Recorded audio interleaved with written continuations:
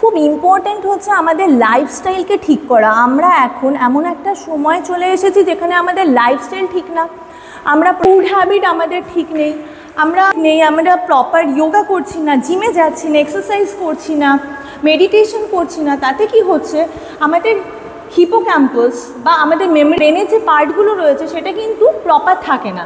2025 ফেব্রুয়ারিতে একটা sell invent করেছে যেটা হচ্ছে ওভয়েড সেল। ওভয়েড সেল কী করে? ওভয়েড সেল হচ্ছে তুমি নতুন কোনো কিছু যদি এনকাউন্টার করো তাহলে সেটাকে তোমার শর্ট টার্ম মেমোরিটাকে লং টার্মের জন্য হোল্ড করে দেয়।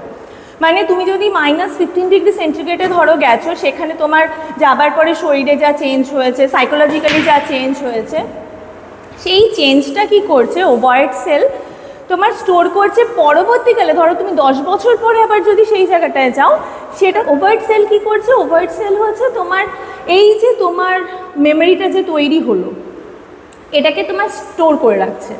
পরবর্তীকালে তুমি যখন আবার সেই ঠান্ডা জায়গায় যাবে, তোমার বডি চেঞ্জ, তোমার সাইকোলজিক্যাল চেঞ্জ, তোমার তখন মেটাবলিক রেট কী হবে, তোমার শিভারিং কীরকম হবে, তোমার এই প্রত্যেকটা জিনিস কিন্তু ওই মেমোরি থেকে আবার এনকাউন্টার করবে এবং অনেক ইজি হয়ে যায়।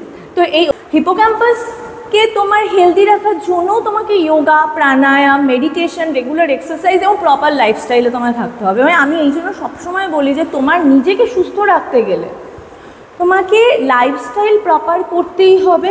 কিংবা তুমি যদি মনে করো যে তুমি রেগুলার এক্সারসাইজ করতে পারছো না, দেনও তোমাকে অ্যাটলিস্ট মেডিটেশন বা প্রাণায়ামের মধ্যে দিয়ে তোমাকে যেতেই হবে।